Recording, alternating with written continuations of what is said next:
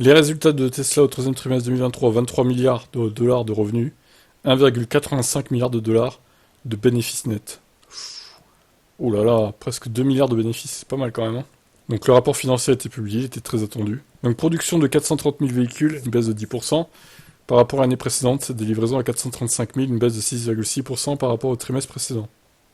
Des résultats plutôt attendus au final. Ils veulent toujours atteindre 1,8 million de livraisons en 2023.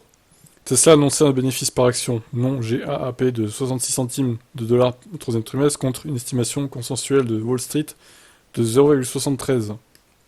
Ça se compare au troisième trimestre 2022 où le bénéfice était de 1,05 dollars par action sur un chiffre d'affaires de 21,4 milliards de dollars. Notre coût des marchandises vendues par véhicule a diminué pour atteindre environ 37 500 dollars au troisième trimestre. Bien que les coûts de production dans nos nouvelles usines soient restés plus élevés que dans nos usines établies, nous avons mis en œuvre les mises à niveau nécessaires au troisième trimestre pour permettre de nouvelles réductions de coûts unitaires. Nous continuons de croire qu'un leader de secteur doit être un leader en termes de coûts.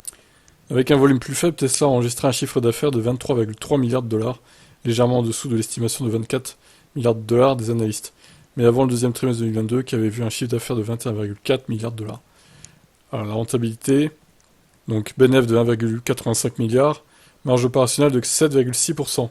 Tesla a déclaré que son bénéfice d'exploitation était largement affecté par la réduction de l'ASP en raison des prix et du mix, augmentation des dépenses d'exploitation entraînées par Cybertruck, des IA et d'autres projets de R&D, coût de la rampe de production et coût d'inactivité liés aux mises à niveau des usines, impact de change négatif.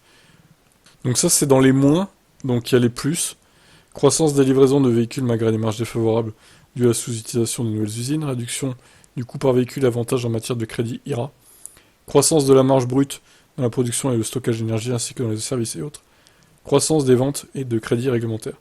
Tesla tiendra une conférence téléphonique pour discuter du rapport sur les résultats à 16h30. Ce sera le premier appel depuis que le directeur financier Zachary Kirkhorn a annoncé en août sa démission. Il allait rester dans l'entreprise jusqu'à la fin de l'année pour accompagner sa transition. Même s'il est peu probable qu'il participe à l'appel. Donc légère baisse de Tesla à la bourse. Bon, bah les chiffres sont plutôt corrects, hein, ça va, hein.